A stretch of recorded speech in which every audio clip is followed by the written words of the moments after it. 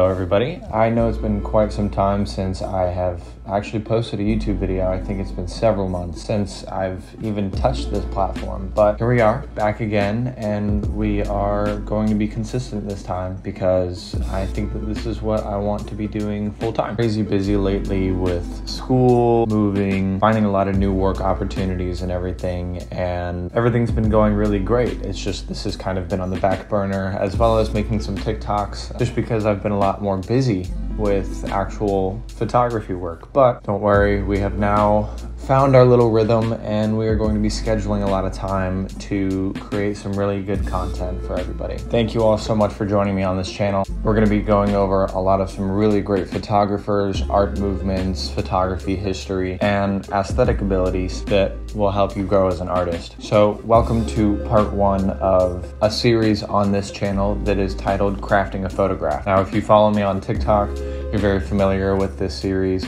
However, we're just going to be going into more depth here on YouTube and creating broader terms of discussion. We're going to be discussing each week technical, aesthetic, and compositional strategies that you can use before each one of your photo ops. These are more so questions for yourself as the artist that you should be answering yourself so that you can get a better understanding of what you're trying to accomplish in your work. This series takes inspiration and a lot of quotes from this amazing book, this really great piece of photographic literature, The Heart of a Photograph by David Duchovny. There will be a link down below where you can purchase the book yourself. I do suggest that if you want to learn more and read it for yourself, that you pick up a copy, because it is one of the best photo books that I've ever read. In today's first lesson, we're going to be going over what makes a good photograph. There's a lot of discussion and debate on what makes a photograph a good photograph and what makes a photographer a good photographer. To be blunt,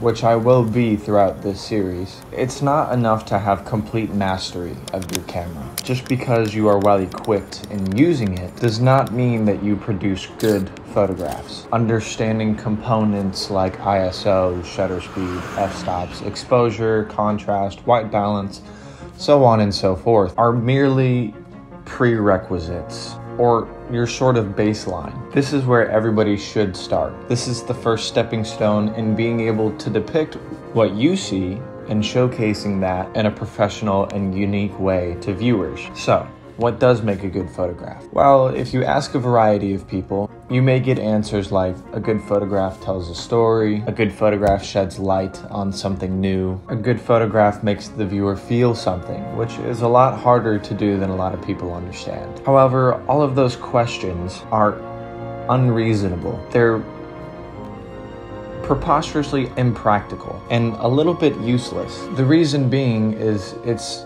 nearly impossible to answer those questions objectively. It's why art is art. Now, this is where we start to craft a photograph. Lesson one is intention. Do not ask yourself if a photograph tells a story or provides a prerogative. Instead, ask yourself, what am I aiming to accomplish? I think that you'll find as these lessons go on and the more that you learn, that the more you shoot work for you and less for the reaction of others, you'll find that others will become attracted to you. So what we have to ask ourselves is, how do we as artists create photographs that both please us and create an experience for a viewer? To many of us, beginners especially, and intermediate and even pros, we can become so caught up in the decisions that we make artistically. To quote the book from earlier, every decision we make as photographers is relative not to what we ought to do, but what we desire to accomplish. When we take a photograph and view it for the first time, the first thing we think shouldn't be, is it good? Rather, it should be, does this photograph accomplish what I want it to accomplish? Intention is key to creating questions worth answering. One exercise that I found very helpful through reading this book was answering very specific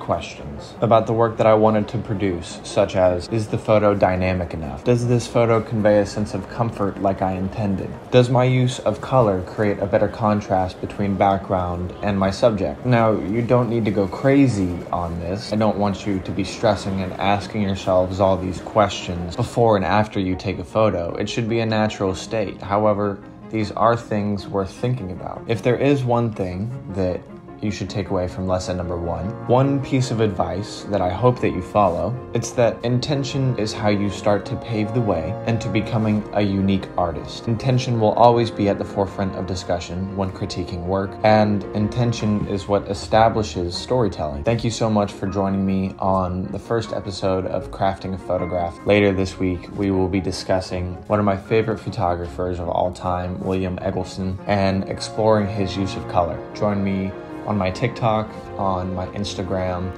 and visit my website for my print shop. I appreciate you all so much. Now get out there and get shooting.